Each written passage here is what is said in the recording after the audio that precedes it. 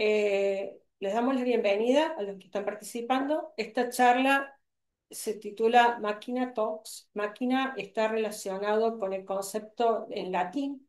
Máquina significa invención respecto de cualquier invención humana que se haya hecho en tecnología.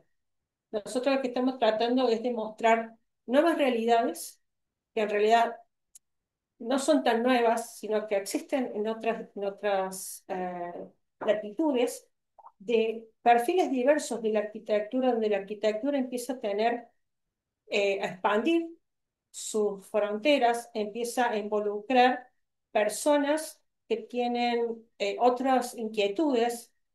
Andrea y yo nos hemos formado en robótica aplicada a la arquitectura.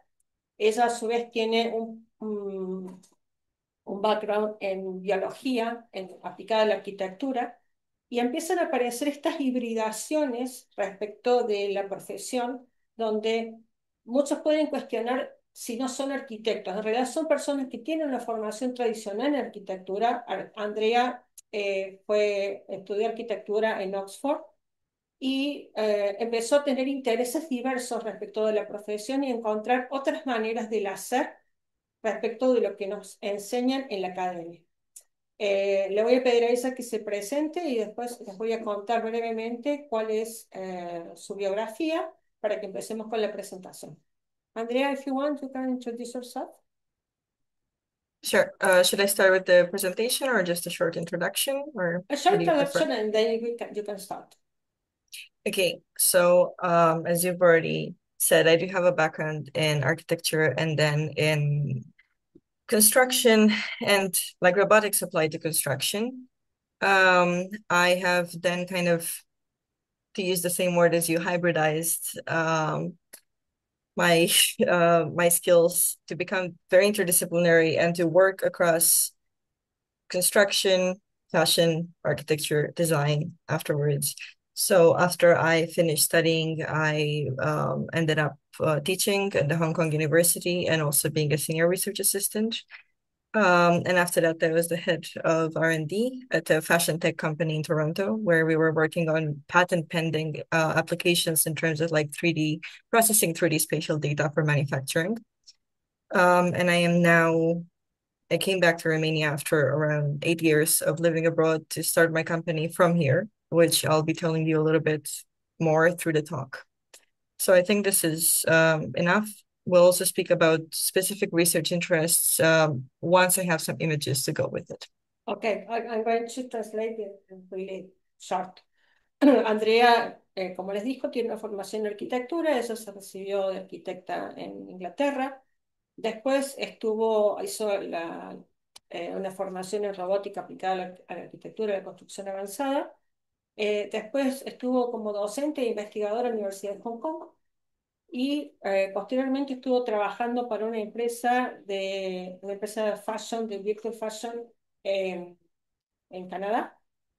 Y actualmente regresó a Rumania después de 8 años de vivir afuera para fundar su propia compañía, que es The Problem Company, que un poco nos va a contar ahora en los slides y en la presentación acerca de qué se trata y un poco cuáles son las repercusiones o el impacto que está generando. Thank you. You can start if you want. Okay, I'm going to start showing my screen and we can go ahead. Is it all good? Can you see it? Yeah. Okay, so I also have a little introduction before we go into the lecture, and I'll just give it a pause for you to translate, Isabel. So the point of this lecture, especially because it's the first one from the Machina Talks that Isabel is organizing, is to give you a little bit of an understanding of what is possible. It's more of a general talk. I didn't go very deep in any sort of technical subject, but it's generally so you understand what's going on, how you can go from architecture and expand, essentially. And we will be talking about one of my favorite research topics, which is soft robotics, organic materials, and how eventually in a speculative future, they could grow to change the built environment. Now, the reason for which I went into a more speculative topic is because when I was 19 on exchange in Sydney, I got a similar talk about synthetic biology. I was only studying architecture at the time. And that talk is the one point in time where I decided I need to become an interdisciplinary researcher because I understood that what I wanted to do cannot be done without adding other disciplines to architecture. And I'll let you translate this. Ok. Eh, Ella está contando un poco que la charla va a estar basada sobre, no va a ir en lo profundo desde el punto de vista técnico, sino que va más a abordar su tópico favorito, que es el soft robotic, y cómo, por eso algo que hablábamos con ella antes de la presentación, es cómo el impacto de una charla en las personas que están iniciándose o que posiblemente están buscando redirigir su carrera puede generar un cambio en el mindset. Ella dice que fue en Sydney a una charla cuando tenía 19 años, todavía era estudiante de arquitectura, donde alguien empezó a hablar sobre la intersección entre la biología y la arquitectura. Eso fue algo que ella le hizo un clic, hizo que cambiara la forma de ver y entender que a partir de ese momento su perfil profesional iba a ser híbrido y no iba a ser la arquitectura tradicional a la que estábamos acostumbrados y por la cual habíamos sido formados. Okay, so now I'm going to do 3 slides over which I'm going to narrate, and then you can translate at the end of them. Okay. So before we go into any form of applied knowledge, I wanted to start with an imagination exercise. So when I speak about soft robotics, this is one of the experiments of inflatables with biomaterials that I worked on. So what I want is to start with an exercise of imagining breathing structures, of imagining a built environment, which instead of being static, it moves. And instead of needing to be built and then demolished by humans, it can transform by itself. So I want you to imagine the built environment as if it was a living machine, an organism in itself. An organism that, just like you, has a lifespan and it has its own, let's say, will. It has its own ability to adopt and to exist. Okay. Okay. Ella está contando respecto de que la primera. Can you go back to the video, please? Yeah. Yes.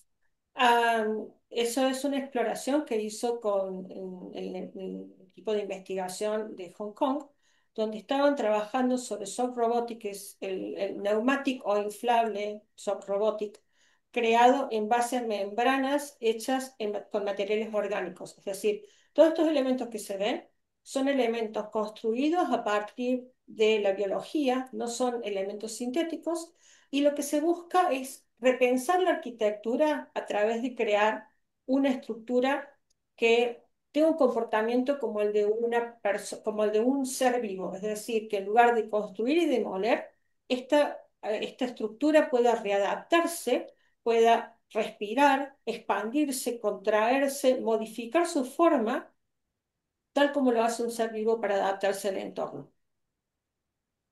Y la idea es que nosotros pensemos en esto como un organismo, como convivir con un espacio orgánico vivo que se adapta a nosotros y nosotros nos adaptamos a él. Es como una simbiosis entre el espacio construido y el espacio y la persona humana, el habitante.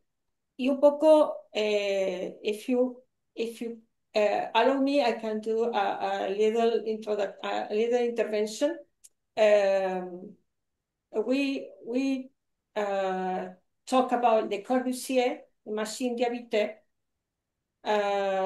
It's like a structure, but a mechanical structure that's fixed, and you can move only one part. Mm-hmm.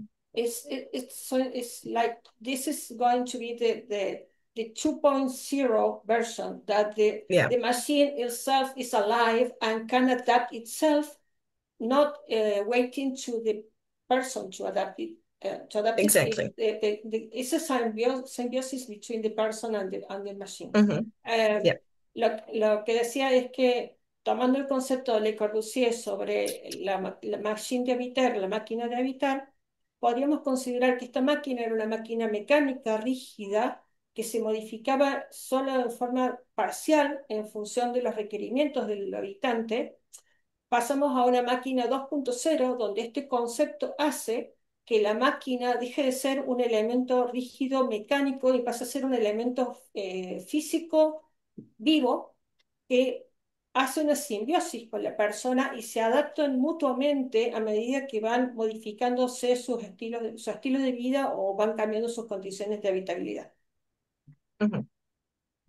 Okay, so I'm going to go on. So the image is exactly that, as Isabel's mentioned, is wondering what it would be like if we treated buildings as ecosystems. And this is going to be, let's say, the speculative idea that I want to bring forth through this lecture, and this is going to be the weaving thread. I'm gonna do one more slide, the agenda one, and two more, and then you can translate it. So I split the slides, the lecture into three parts. First, it was going to be a little introduction. Then we're going to go into the real world. And at last, we'll come back to this beautiful speculative future and introspect what's going to be possible in this kind of architecture or ecosystem 2.0, as Isabel named it. So the goals of the lecture and what I want you to leave from this lecture with is first to understand the state of the art. So to understand what's happening within, like both in the world, but in our discipline and people that left architecture, what they're doing. Second one is going to be to understand what being interdisciplinary means. And the third one, connecting to that, is to understand what form of research paths you could be taking out of this, and where that would be impactful. Okay. El tópico es un poco relativo a lo que hablaba respecto de la sustentabilidad, voy a ir más allá, porque la sustentabilidad habla de cómo nos adaptamos nosotros al entorno para hacer que el impacto sea menor. Pero ¿qué pasa si tratamos a la construcción como un ecosistema? Es decir, que la construcción sea un elemento vivo, que sea parte de un sistema mayor y no un elemento introducido que genera interrupción, cambios, problemas. ¿Cómo nosotros logramos que este organismo se construya, sea un organismo vivo que se adapta al ecosistema que existe? Next one. De Agenda, ella está hablando acerca de el mundo real y lo que le llama ella la especulación, el futuro. La pregunta es: ¿qué pasa que sí? What if? Donde nosotros estamos imaginando un futuro posible en base a lo que tenemos hoy y especulamos respecto de qué podría pasar en el futuro. Next one.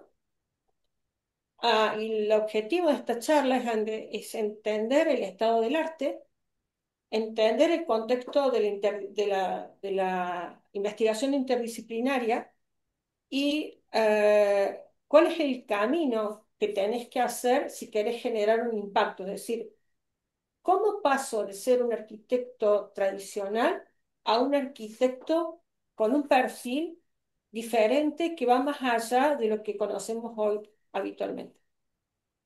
Okay, so this was my introduction slide in here. I'll just do it very quickly. So I've kind of already given you my context. Architect also reconverted and then became something else into some future. I'm going to tell you a little bit about the research areas that I am active in. The two, I put biomaterials and soft robotics first because that's what we're talking about now. Those are some research interests that I've had since my bachelor's. I wrote about them in my dissertation, and they've been a constant in my life since then. The other two, 3D computation, 3D spatial data analysis, computer vision, machine learning, and robotics, are things that I work with a lot more often. There are things that are part of my company and things that I need to use on a daily basis. So I'm the founder of the Problem Company. Do you want me to stop or still No, no, do it's two more okay. slides? Okay, Okay. the previous one was really clear. Okay. Okay, so I'm the founder of the Problem Company, and the Problem Company, first and foremost, is a creative technology studio. Um, That's something that to me is very important. Technology, we're building technology that's human-centric and focused on enhancing the capacities of humans. I'm not trying to chase the AI hype and trying to replace humans. I started this company actually as a reaction to that, as a reaction to how technology is being perceived, because my belief is that it can be really helpful and beneficial if we actually hybridized human creativity with technology. So we work on all sorts of projects. These are some examples of what we're doing, from physical systems to technological systems, actually. We're also building an in-house product, which is called Underlay. This is because the studio operates, it's a service company, basically. So the idea is that we work per project, like per project basis with different customers to do R&D, so research and development for them.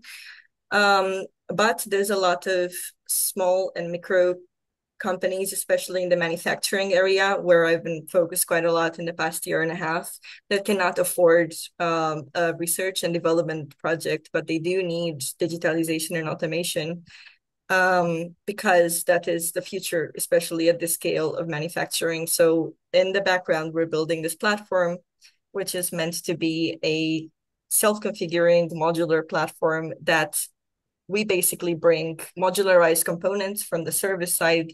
And the goal of this is to make advanced technology available to small companies as well on a monthly membership instead of a big upfront fee. And I'll stop here so you can translate. Okay, you can go back, please. The previous one. Okay. Yeah. Okay. Esos fundaron la The Problem Company con sede en Bucarest, Rumania. El, el- el principal foco es la de poder llevar la tecnología a los pequeños, a las pequeñas empresas que muchas veces no tienen acceso a tecnología avanzada. Más que todo, la comunidad que se ha creado a través de The Problem Company es una comunidad de pequeños manufacturistas, por ejemplo, personas que hacen cerámica, personas que construyen distintos elementos basados en la industria creativa y que muchas veces necesitan tecnología para poder mejorar sus procesos. Entonces, lo que hace The Problem Company es tratar de llevar soluciones automatizadas para tareas repetitivas en industrias creativas en el entorno de Bucarest. Entonces, están construyendo una plataforma que permite, a través de módulos de automatización que se van añadiendo a el workflow de la empresa, eh, que van tratando de acoplarse uno a otro para mejorar la producción y mejorar la sistematización de los procesos. Next one. Okay.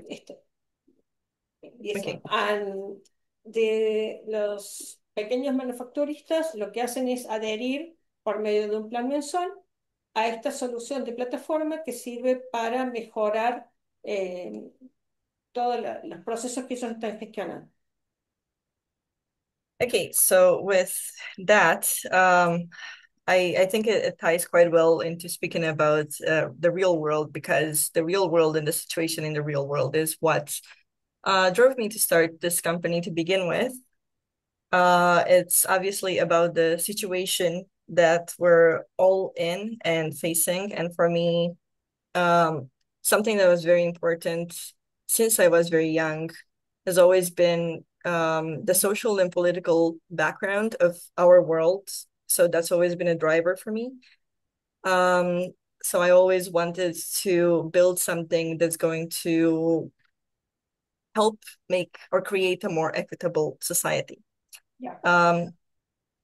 You want to translate or should I go Yeah, forward? yeah, yeah. Básicamente, para ella, la tecnología es un medio para tratar de llevar una cierta equidad social. Ella le importa mucho el trasfondo político y social de la tecnología y piensa que la tecnología es una herramienta que permite mejorar las condiciones de las personas comunes.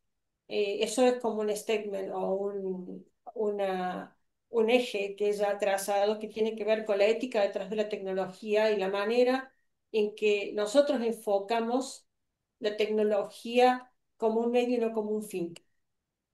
You can go, please. Mhm. Okay, so I'm going to start with the positive aspects because I'm generally an optimist. So where I am standing, and I'm trying to give you a market perspective, let's say the perspective that I get being a business owner and speaking to companies, real companies in the market all the time, is that I've noticed a shift towards slowness. So slowness in the sense that people would rather buy handcrafted garments. They would rather buy quality over quantity. We're slowly moving into an area where we are more concerned about sustainability, but not just that. There's also the reverse of it, which is there is more and more companies, SMEs, which are educating their customers. So it's not everywhere, of course, but you can feel this shift towards slowing down, towards letting our nervous systems calm down a little bit. So you can translate this and then we'll go into the Ok, more dramatic stuff. ella dice que el contexto actual que ella está detectando, hay un cambio hacia la lentitud, hacia buscar parar un poco, buscar enfocarse en la calidad, no tanto en la cantidad, buscar el handkerchief o la confección manual, la calidad de los materiales, y de esta manera hay como un giro hacia algo más sustentable y a su vez más auténtico. Es como que se refleja más en la idiosincrasia de la gente y se busca educar al consumidor respecto de consumir calidad en lugar de volumen. And to me, this is coming as a direct reaction to capitalism. It's coming as a direct reaction to the political systems that we're currently living in, which are just currently like constantly encouraging us to buy more stuff. But that's obviously very unsustainable, and I had to include a very dramatic image. Yeah. And it's finally catching up with us. We're finally understanding that things are not working like this. And of course, it's our perception, but it's also things are very interconnected. You can see them on the political scale of things developing as well. But you can also see it through regulations that are not allowing this anymore, which is becoming a very big catalyst for change. And I'll stop here and let you translate. Ok. Vemos cómo el sistema general capitalismo todo el tiempo nos induce a comprar más, a apurarnos, y esto está generando un tremendo impacto ambiental, Nexon, donde tenemos la consecuencia que es montañas y montañas de desechos, de cosas que se usan y se tiran sin tener una conciencia concreta respecto de ¿por qué lo compramos primero? ¿Por qué lo usamos? ¿Y cuánto tiempo va a permanecer en nuestro hogar algo que consideramos indispensable y después pasó a ser superfluo? Entonces, un poco es esto de tomar conciencia respecto de ¿por qué compramos lo que compramos? ¿Cuál es el objetivo de comprar? Tener una compra consciente y tratar de involucrarnos al momento de introducir objetos en nuestra casa para entender que la vida útil o la permanencia de esos objetos en nuestra casa hace que eviten estos escenarios de colapso de basura por todas partes. ¿No, Suana? Okay, so the shift in itself that I am seeing is first of all towards connection. Or that's what I think the base of it is. We need to connect, whether it's with other people, we need to connect through objects, we need to have more face-to-face interactions, and this is also coming on the background of the pandemic, where we all understood how important human connection is. So it kind of feels like we're slowly waking up, and to me, this is a very, very fertile ground to start building a more sustainable future. So I kind of saw an opportunity and thought, why not build a company to ride on this wave? Ya, ella dice, habla respecto de que este cambio de paradigma se da a través de la conexión entre humanos, el face to face, que fue crítico en la pandemia, donde empezamos a entender el valor de algo que considerábamos que era superfluo, como era conectar en persona. Esta distancia, esta separación social, nos hizo darnos cuenta que somos seres sociales, que necesitamos la conexión con el otro y que conectarnos y construir estas comunidades hace que empecemos a pensarnos y a pensar la manera en que consumimos y en que gestionamos nuestros procesos. Okay, so this change is pretty much seen across industries, and that's, as I said, from the handcrafts, from adopting or buying more handcraft or artisanal stuff, from to teenagers buying flip phones, not really wanting to use real phones anymore because they want real connection, to seeing more sustainable materials being used for disposable objects. And the last one is to symbolize reuse. Whether it's in the fashion industry, like upcycling, or in the construction industry as well.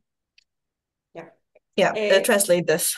Ok, podemos ver las tendencias, por ejemplo, el consumo de las cosas manufacturadas, como por ejemplo, I guess this is a chic or something like that, right? Los adolescentes cambiando hacia un celular más básico, en donde están buscando desengancharse de las redes y tratar de tener una mayor conexión personal. La transformación de los elementos que son descartables en elementos que son descartables pero sustentables, y en el upcycling o reciclado tanto en la moda como en la construcción de elementos que buscan reutilizarse y reintroducirse en el sistema productivo para generar un impacto. Okay, so now we're going to go into understanding what's actually happening, and the focus is going to be a little bit more on the construction industry, even though I've personally worked more in manufacturing lately. So it's a little bit easier for you to link them to your current profession. So in my opinion, this change is driven by, let's say, two different systems. One is the technological one, and the other one is the material one. So I'm going to show you a little bit what's happening in terms of initiatives and companies of people that went out of architecture and are riding this wave. And then we're going to go into the material side and speculation eventually. Ella va a empezar a contarnos acerca de los sistemas productivos y los materiales, y a su vez va a empezar a mostrar compañías que hicieron el shift desde la arquitectura tradicional, la construcción tradicional, hasta hacia estos nuevos perfiles, introduciendo estas variaciones que ella nos va a mostrar.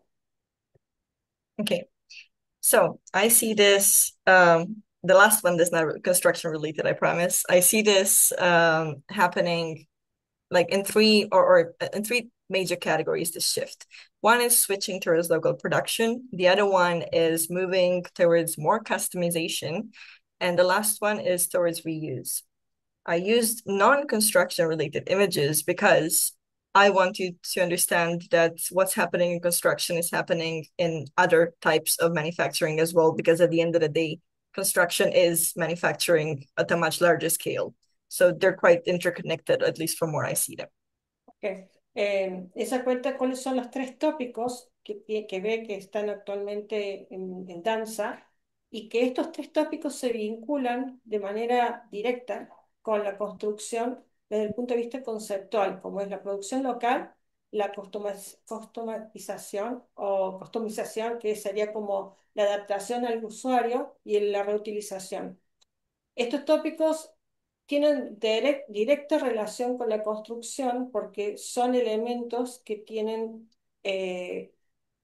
por ejemplo, la construcción tiene un carácter local muy fuerte debido a la provisión de materiales, la customización respecto a la adaptación de estos elementos a cada una de las obras y el reuso, el reciclado y la utilización. Es decir, ella usa estas referencias para luego introducir en el mundo de la construcción, que es el tópico al cual todos estamos más familiarizados. Okay, so I'm gonna some examples of the state of the art right now. You have large scale concrete 3D printing, which is starting to happen at quite frequently, quite ubiquitously in on various construction sites. The next one is about starting to implement microfactories and component modularization. And I've also left the credits. This is Jill Svetson's company. And last one, example from IAC actually is component reutilization. So using advanced technologies such as 3D scanning. I should have probably gone through technologies as well for the previous ones. 3D scanning a building and using technology to understand what form of materials from a demolished site can be used in order to repurpose them for new construction. Let me just go to the previous two and give the technological background as well. So in here, you can see that the type of technology or the type of hybridization that needs to be brought in is that you need to start working with robots. So you need some form of a technological background. And the second one is that you need to have a very good material engineering knowledge. You need to understand biochemistry in order to be able to do this kind of stuff. So those are two disciplines that you would need to acquire skills in order for you to be able to move towards this.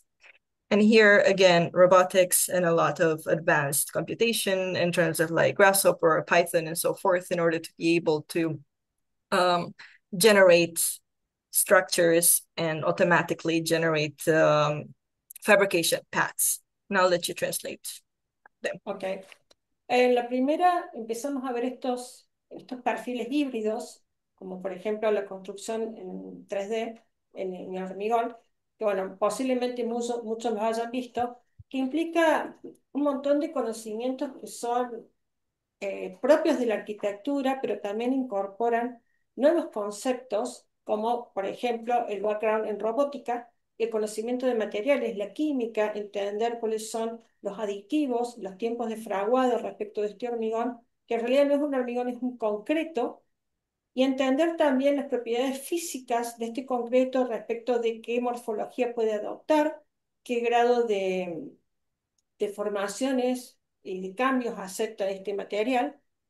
En la siguiente, habla también de las microfactorías o la modularización de componentes, donde empieza a generarse también un conocimiento sobre computational designer, es decir, tiene que aprender sobre la modulación de estos elementos, cómo se construye el path o el proceso que se genera para poder fabricar y ensamblar estos elementos y cómo las combinaciones posibles de estos elementos construyen nuevos hábitats. Este es, por ejemplo, es una empresa que se llama Awar, que es una empresa, where is Awar based on UK? They're in London. They're in London. They're Okay, basically just to tell you what they're doing as well because I forgot to mention it.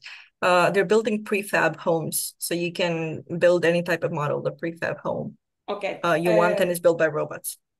Esos, los de Awar, están basados en Londres y lo que hacen básicamente es construir viviendas modularizadas donde generan todo tipo de elementos prefabricados que se ensamblan entre sí para construir un módulo completo. Todo esto basado en una producción generada a través de robots, donde la mayoría, casi todo el workflow está automatizado, está perfectamente calibrado, lo cual implica procesos mucho más limpios, mucho más claros, con menos desecho y con menos tiempo de fabricación. Y entre la última, esta vez habla respecto del reuso, donde nosotros tenemos actualmente un reuso un poco casero, en el sentido de que vamos a un lugar de demoliciones, buscamos con una cinta métrica aproximadamente algo que quepa dentro de lo que estamos necesitando, En este caso, lo que se está usando es una tecnología que es el LiDAR o Scan 3D, que posiblemente algunos lo conocen, donde lo que hacemos es escanear, es tomar el elemento analógico, transformarlo en un elemento digital y ese elemento digital meterlo en el modelo 3D para incorporarlo dentro de lo que estamos construyendo. Sería como entender que podemos digitalizar todos estos elementos físicos que existen, introducirlos en el modelo en la etapa de proyecto, no salir a buscar la puerta de demolición cuando estamos en obra para ver si cabe, sino que se planifica de manera previa a través de la digitalización de los elementos que existen para incorporarlos en el reuso y de esa manera ser mucho más eficientes en el proceso de reutilización de materiales de construcción. Okay, and what I oh, one more. This is actually from manufacturing instead of construction, and it's a company that I've been following for a very long time. It's called Unspun. What they're doing is that they are completely recycling uh textile fiber from garments and turning them into yarn. So they've basically they're trying to completely change the supply chain within garment manufacturing, which is absolutely fascinating. And Ya, the last thing to this that I want to add is that all of these companies, all of them, including this one, are started by architects, just as your company or mine is. So I just want to point here the level of impact ex-architects can have on these world-changing topics. ya. La última de la que ella habla sobre consumo masivo, que es esta empresa OnSpan, que lo que hace es tomar fibras, o sea, es decir, de construir prendas para extraer la fibra, construir hilos que después se usan para construir nuevas prendas. Posiblemente esto pueda parecer desconectado, pero todo lo que el hilo conductor de todo esto es que todas estas empresas han sido creadas por arquitectos y empezamos a ver que el perfil del arquitecto puede generar un impacto importante desde el punto de vista de la sustentabilidad, de la generación de nuevas metodologías de construcción, de nuevas formas de hacer, y eso tiene que ver con este cambio de paradigma respecto de cuál es el perfil profesional de la profesión que actualmente vemos. Okay, so with this, we're going to be switching back to the material side because as I mentioned at the beginning of this section, to me, it's split into two. One is technology, the other one is the material. So within this shift, the other very important part that I've noticed is a shift towards a lack of permanence. So what I mean by lack of permanence is that finally, as humans, we're kind of starting to accept the fact that things end. We're starting to accept that we cannot build things that are forever and that outlive us. And this comes in opposition to this monumentality. And this is the Romanian Parliament building. I thought it'd be nice to show you something from my country as well, which is a communist landmark. It's the biggest in the world, if I'm not wrong. And it's a symbol for how we are basically trying to build things that outlast us. We're building things coming from almost a megalomania. So then everything that you saw already in the company examples that I gave you, it's already starting to fight this. Like we've got companies and products that are trying to deal with circularity, with recycling, with reusing, with essentially making more of what we have instead of building in bulk and building more and building out of ego. Ya. Bueno, hay también un cambio de paradigma. Ella habló primero de los procesos, después hablar de los materiales, en donde nos enfrentamos a a una nueva realidad que es la falta de permanencia. Como arquitectos siempre hemos diseñado para la posteridad, para crear cosas que duren para siempre o casi para siempre. Y next one. And ella está hablando respecto de la arquitectura desde la monumentalidad, desde esta construcción pensada para durar para siempre. Esta foto es del Parlamento de Rumania, que ella quería traer algo respecto de su país y hablar de esto, de cómo de alguna manera nos estamos enfrentando a esta realidad de que nada es eterno, de que nada es para siempre, y cómo nosotros como arquitectos nos vamos adaptando a esta nueva aceptación de esta nueva realidad, o en esta nueva ideología donde podemos pensar más que nuestro impacto no sería respecto de algo que va a durar para siempre, sino cómo hacemos de que ese elemento sea memorable aunque no esté para siempre, algo así. Okay, so we're starting to see materials that start to disintegrate, not materials that are being built forever. These are on the left, my own experiments with biomaterials. This is an example of where we're starting to see biomaterials in the real world right now. So this is a bioplastic bag, which is eventually meant to replace the plastic shopping bags that we are taking from the supermarket. And there's many more examples like these. And this is another British company looking at reinventing packaging. Again, stuff that disintegrates, they're using algae as a material, stuff that disintegrates. And the most important part of why I wanted to show you this is because there's starting to be objects that interact with more than just humans. And I think this is a very important idea. An object that's made out of material that disintegrates is of use to humans for a part of its lifespan. But there is a whole other part of its lifespan where it belongs or it goes back to nature. It starts belonging to other organisms other than humans. So I'll stop here and let you translate. Ok. Bueno, sobre este paradigma, sobre los materiales que se desintegran, ella habla sobre una investigación donde empezamos a tomar conciencia de que la biología o la naturaleza nos, nos enseña, nos provee de materiales que tienen esta característica, que pueden incorporarse nuevamente a la naturaleza. ¿Entiendes? Ella habla del ejemplo de esta bolsa de supermercado que está totalmente construida con elementos biológicos, que obviamente puede ser compostable y que generan un impacto menor respecto del ecosistema. La siguiente, next one. Habla también de unos cubiertos que se hacen en base a algas, donde empieza a aparecer un paradigma donde el objeto deja de pertenecer en su vida útil solamente al humano, sino que tiene una vida útil que pertenece al humano y después retorna a la naturaleza para volver a transformarse en naturaleza.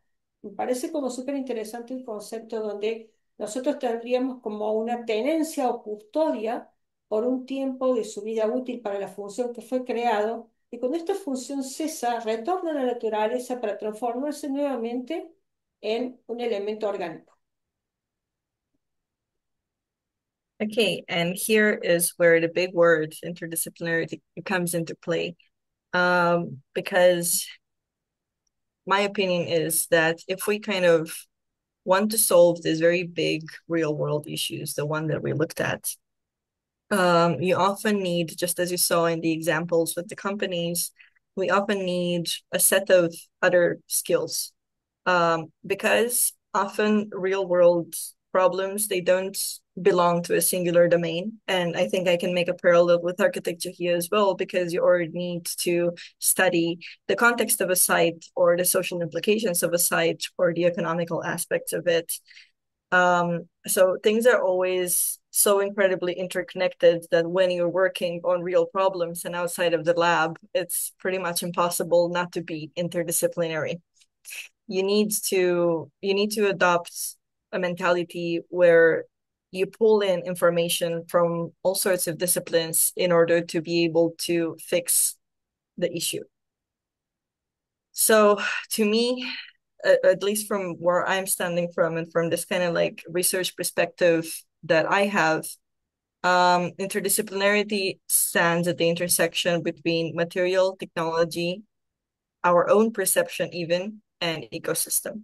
So our own perception, I know it looks kind of odd here, but to me, the way in which we perceive it, as I was explaining, this kind of shift, this entire shift that I've been talking about so far, is a representation of our shifting human perception over our environment. Eh, Vamos a hacer una traducción más abreviada.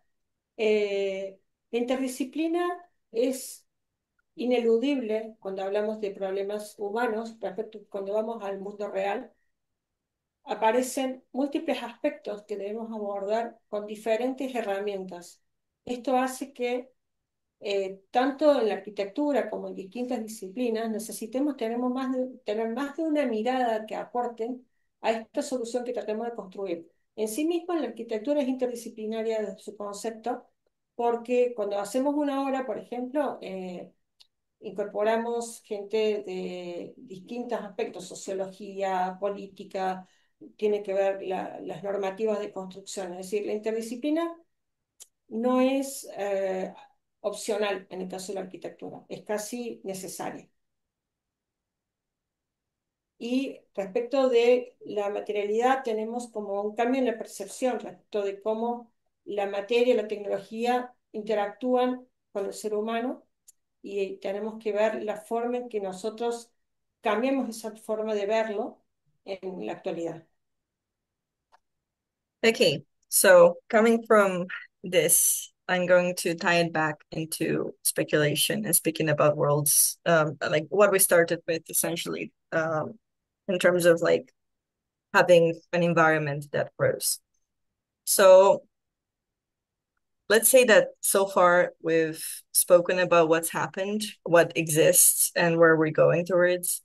And what I want to leave you with is this idea that from where we are right now, we have an opportunity that maybe is not in the next 25 years, but maybe 50 towards 100. But we have an opportunity to move towards worlds that are not so human centric anymore, but worlds that we share, worlds that are circular, and worlds in which we are being more mindful of our shared health or well-being. Pensando ahora en futuros especulativos, podemos hablar de que pueden existir, no en 25 o en 50 años, tal vez en 100, nuevas formas de construir que sean más integradas, no tan humanocéntricas, sino que estén más integradas con el resto de los seres vivientes, con el resto de la naturaleza, y que pensemos en que empiezan a ser como construcciones más orgánicas que tienen la capacidad de crear, de crecer, que tienen como otra forma, otra estructura diferente de lo que conocemos actualmente. And the idea of it, this is a research topic that is very much research. So essentially, if you wanted to become a researcher, this could be something very interesting that you could be working on.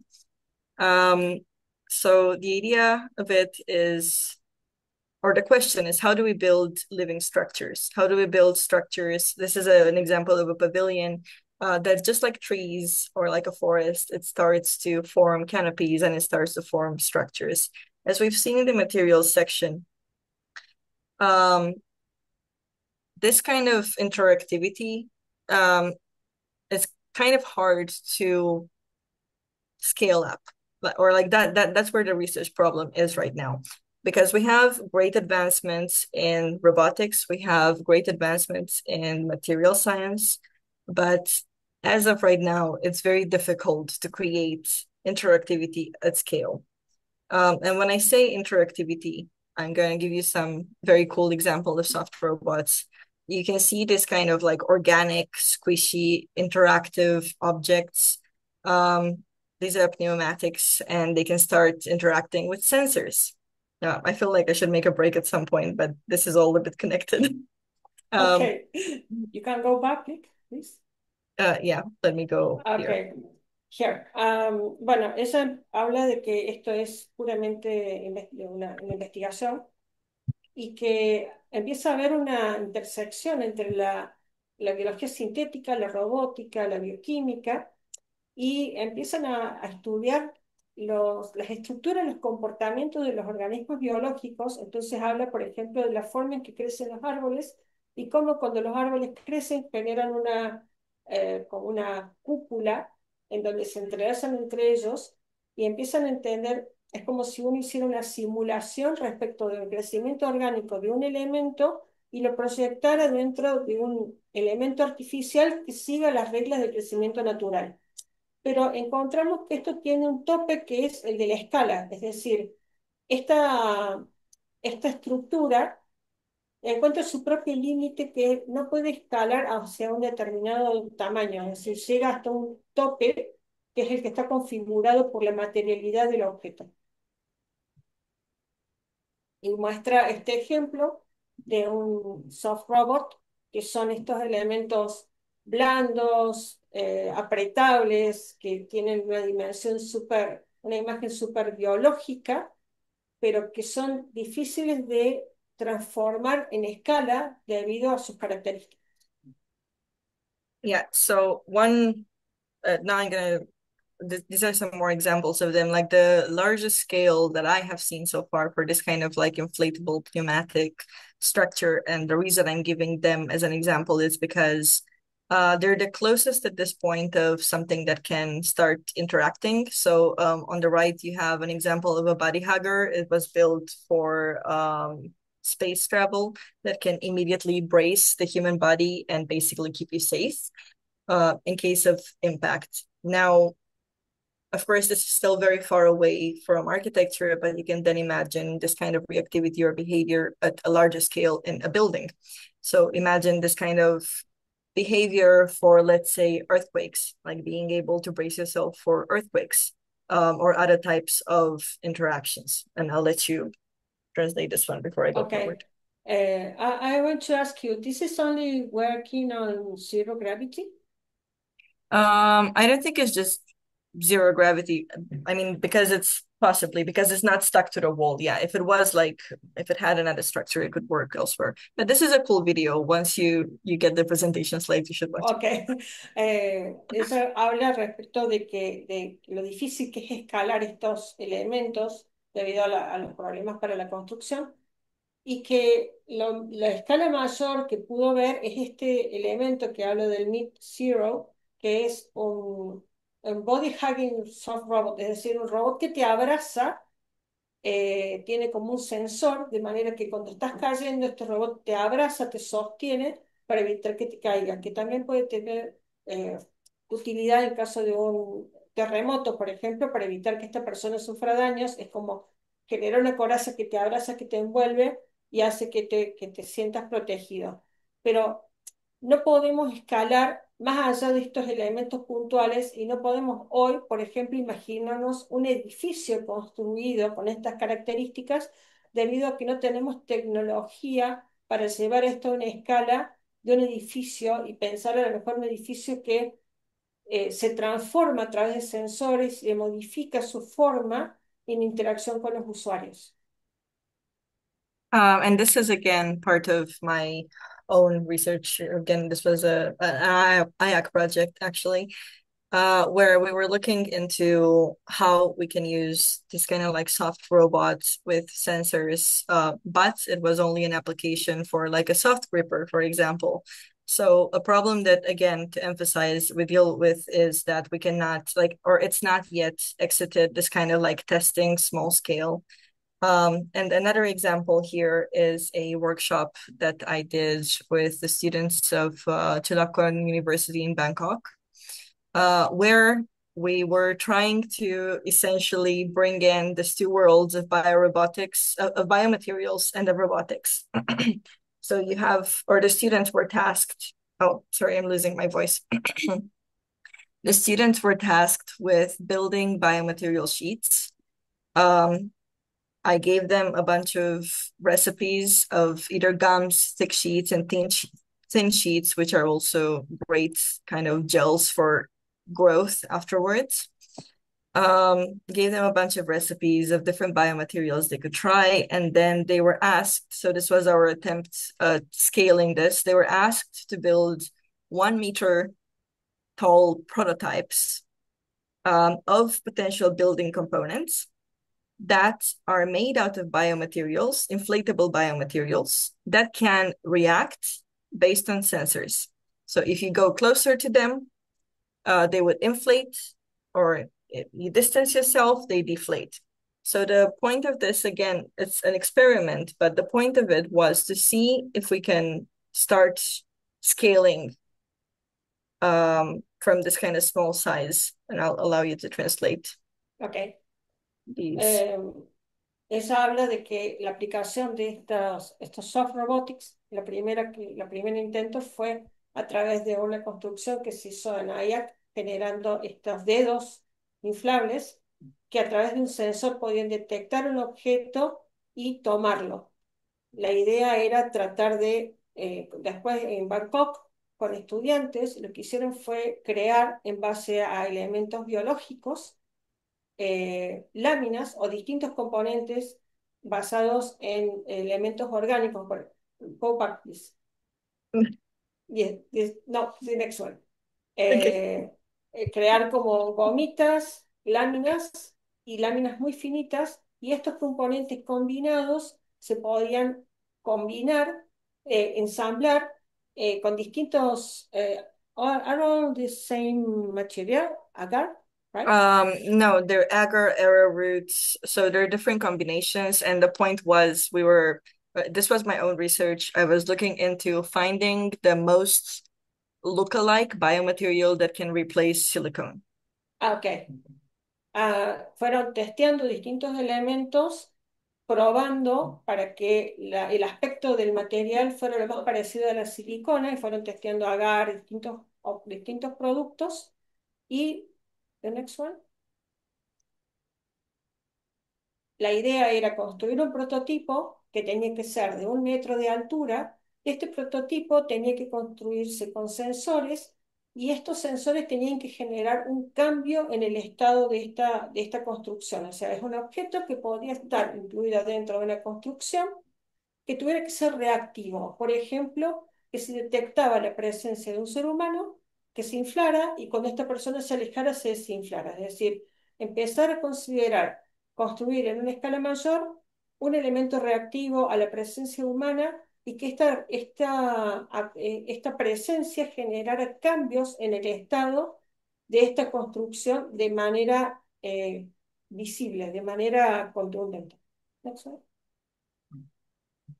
These are some results from the workshop in itself. I wish I could say that we managed to build 1 meter prototypes that did react, but we didn't. What they did manage to build was using ultrasonic sensors and these gummy biomaterials. They managed to build at least big enough patches that would start to react once you brought your hand closer to it.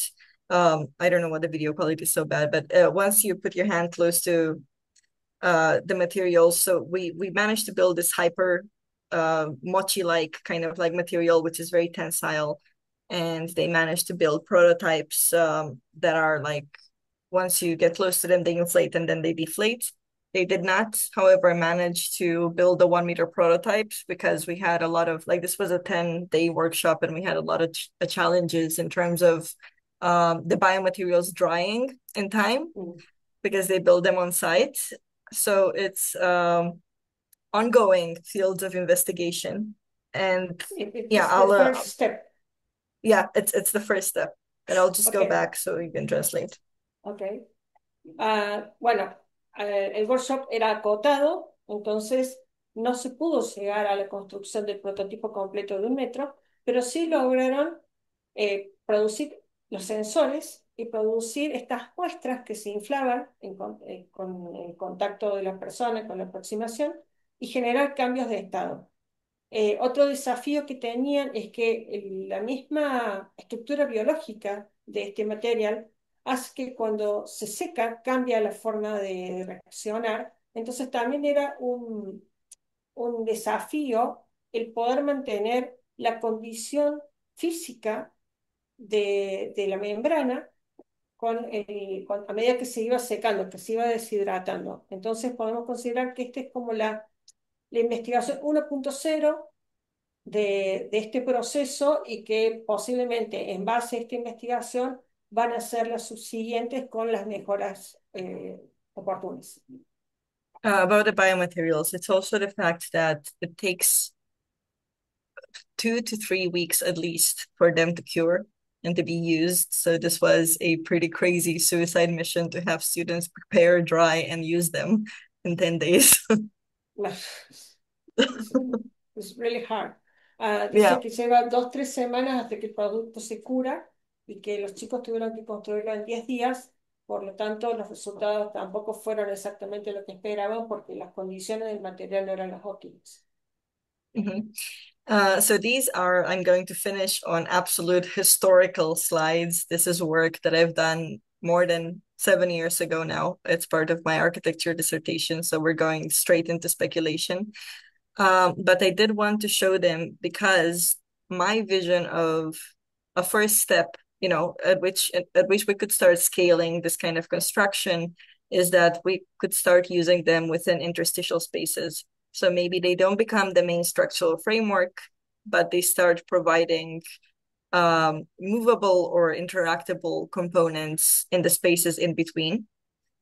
So you can see all of my exploration or my design explorations there. And yeah, my dissertation was all about imagining this new built environment that's reactive, that's overgrown, that's natural. And I just wanted to leave you with some visuals for the speculation part.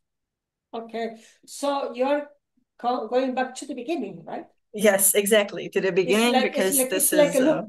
It's like a loop. ex- exactly, it's like a loop because as I said in the beginning, this topic, even though it's a field of research that I have, but it's not my main one because I'm more into the software and hardware development side. But this topic is the one that completely fascinated me. Mm. And this question of how we can create this beautiful built environment as an organism is what made me change paths and is what made me go and do a master's in robotics. Okay, So so this yeah, is the germ yeah, who start everything. Okay, exactly. ella está mostrando un proyecto que hizo en el final de su carrera, hace como 8 años, en donde lo que está entendiendo es que ella ha hecho un loop, es decir, que inició con algo que fue una aproximación teórica en el final de su carrera y de pronto se da cuenta de que ha ido construyendo un camino que la lleva al punto de partida porque en determinada forma está buscando a través de los distintos pasos que dio, como la construcción, como la maestría en robótica, la especialización en bioarquitectura, llevar a la realidad este tipo de construcciones donde hay una parte fija y hay una parte móvil que tiene este tipo de interacciones o este tipo de membranas que cambian con el usuario y cómo esta arquitectura especulativa se va aproximando a esta visión inicial que tenía cuando había terminado la facultad y había tenido este switch en su forma de pensar a raíz de esta charla en la que entendió que la arquitectura podía ser casi un ser vivo eh, en una vinculación mucho más profunda con la biología desde el punto de vista del concepto y no desde la concepción de este objeto como algo inserto dentro de la naturaleza. That's all. We're done. From now on, it's pure speculation, questions, anything that people want to share. Ok, esto ha sido la presentación. A ella le interesa saber si hay preguntas o algún tipo de comentario respecto de lo que se habló hoy.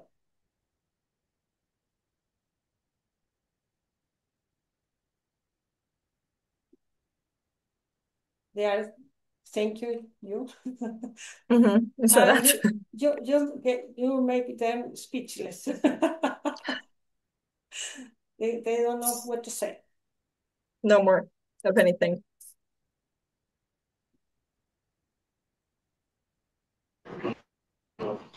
I want to talk.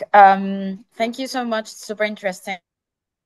Actually, I did also a master in IAC project with the soft robotics. Like, it's really Nice. interesting how you approach that and took it to like the next level. It's really nice. Thank you for your presentation and your thoughts. Thanks. I think I saw the project. We're still on the watch for new projects that are happening in IAC. Yeah, it's the next one. Mm. One is wanted to go to your workshop, but you have to go to Hong Kong, maybe. I don't know. We can do the next one in Argentina. Yeah. Oh, nice. It's more than welcome. What do you say, Melina? ¿Te gustaría que hiciéramos un workshop de eso en Argentina? She said, yes, of course. Awesome. Okay. We're coming. ¿Alguna duda? No sé si quieren hacer algún comentario respecto de si hay un cambio sustancial respecto de la forma en que ustedes han visto la arquitectura a partir de esta charla, si han tenido una visión distinta de algo que no conocían.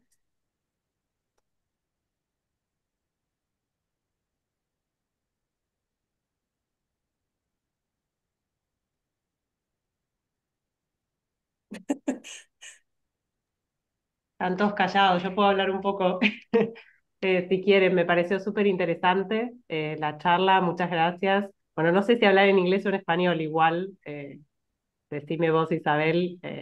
You can tell her in English if you want, and I can translate it if you need it. Okay, genial. So thanks so much, Andrea. It was like super interesting to hear, your background, your thoughts, and your research. I think it's, very useful to see these inputs into architecture. I always have many questions around biomaterials, which I think it's the future of architecture too. How do you think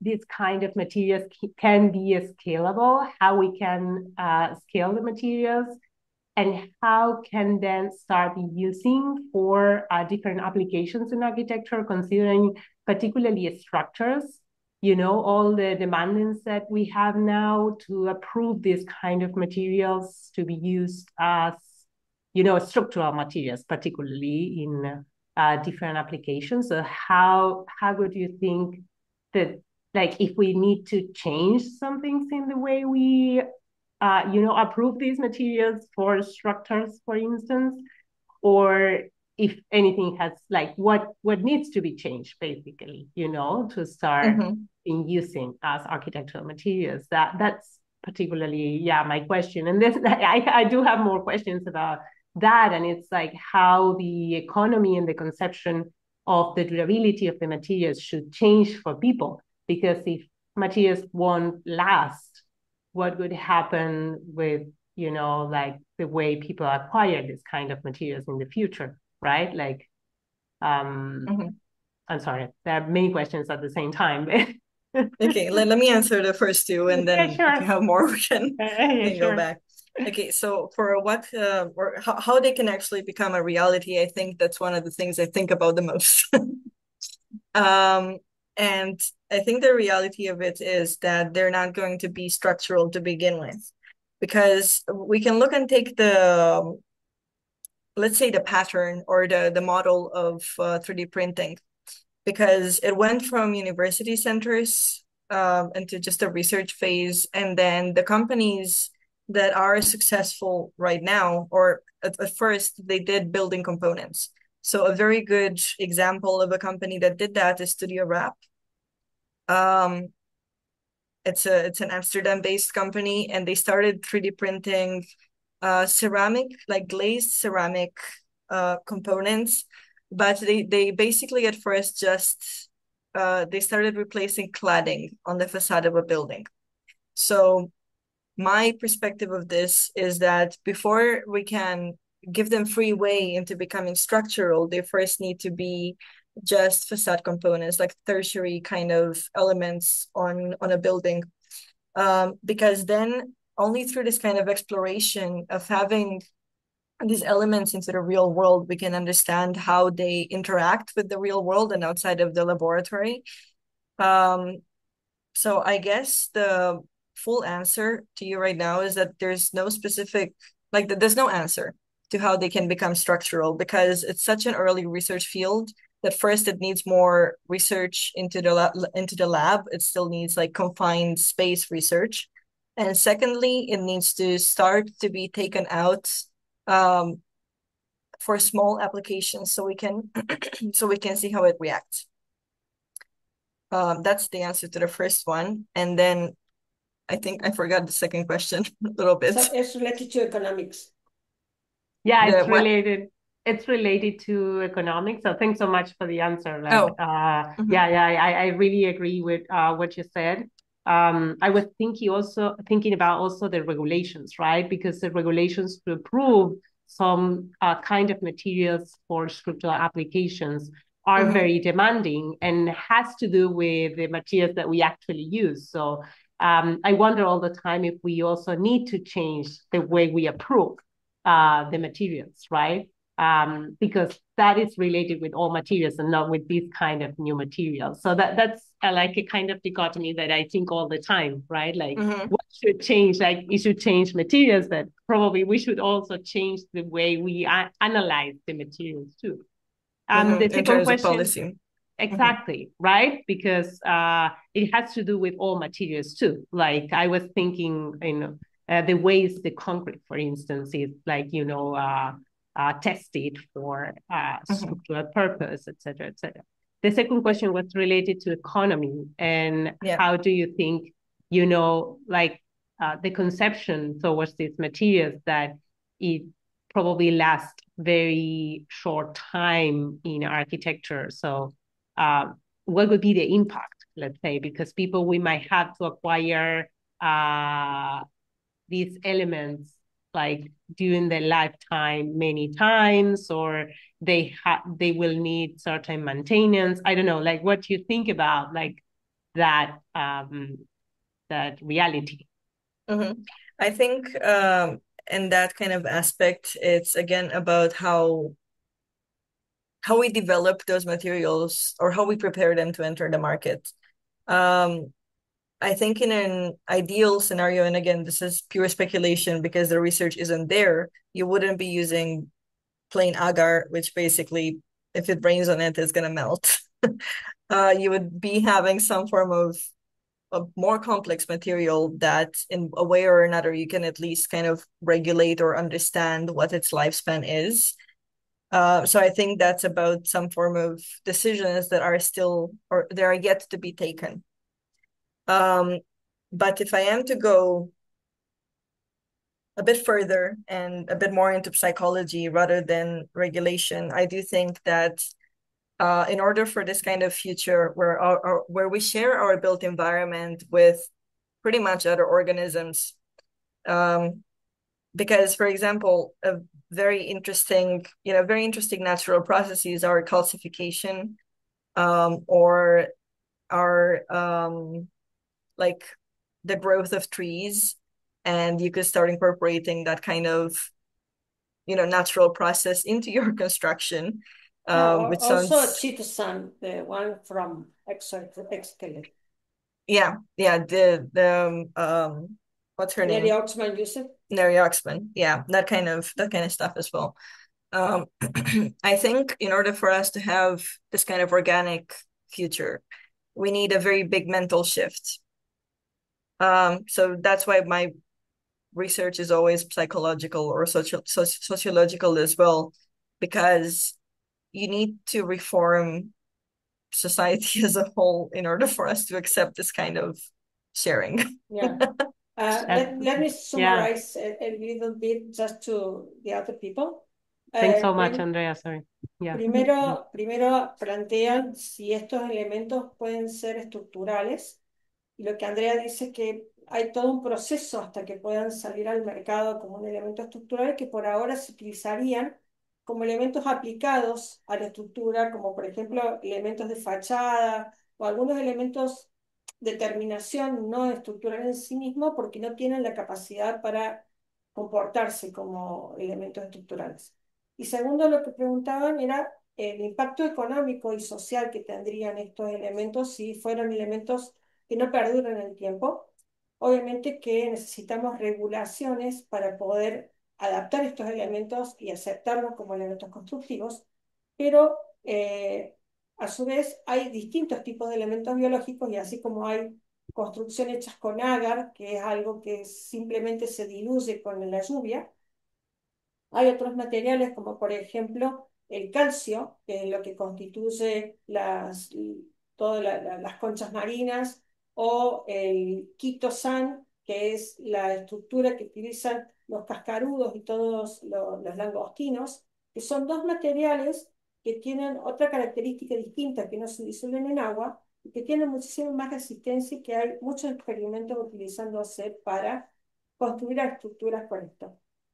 Posiblemente haya que generar todo un cambio de paradigma a nivel social, por eso ella indaga bastante en el aspecto psicológico y social de estos cambios en la innovación de la arquitectura, porque eh, más allá de que somos una especie que comparte el mundo con otras especies, tenemos características propias que nos hacen diferentes y eso también hace que haya que generar toda una adaptación respecto de estos cambios que van a venir en el futuro. One question is, Juan is asking to you. Uh, he said the talk is really nice. He's wondering about ideas for inclusive housing for elder people or handicapped people, and how these technologies can simplify their lives. Okay, so I'm going to answer first about what's possible right now. So an example, like from more of the real world part of the talk, like what they're doing right now with robotic fabrication and modularization. I think that's a very good solution for building affordable homes, first of all. Like if you're speaking about this theme of affordable homes, I think the easiest or the research track you're going towards is that of modularization, of like creating building components, of prefabrication, and that kind of area. The other one, or the area where soft robotics at scale, but more at body scale rather than building scale at this point. For people with disabilities, that's a very, very good research area in terms of they are being there's people doing research in how you can apply soft robots and stuff like exoskeletons, or in trying to help with hand controls or prosthetics and all that kind of stuff. So there's two different areas there of research that you could look into. Juan, lo que eso dice es que, por un lado, si uno busca soluciones tanto para personas mayores o con discapacidad, por un lado, esa apunta hacia la solución de AWAR, que es esta construcción modularizada, donde uno puede generar componentes diferentes y la estructura de la vivienda puede ser adaptada totalmente a las capacidades o a las necesidades de las personas.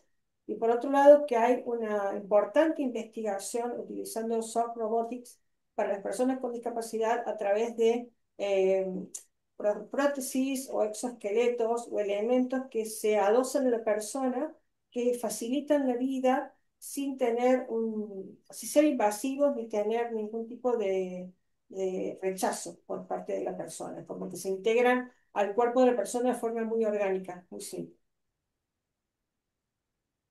I also dropped my email address there. I realized I didn't put it in the presentation. If anyone has any questions, post talk. Okay, it has been too long. I hope that nobody was sleeping. I hope no. But for me, it was a real pleasure to have you. And for me, it's really nice to have this kind of talks. And I hope the people who were attending here enjoy as well. Okay, we want to invite them to the next seasons. Well, see you there. Yes, and thank you for organizing, Isabel. Thank you for the initiative of bringing this to You're Argentina welcome. as well. Bueno, esperamos que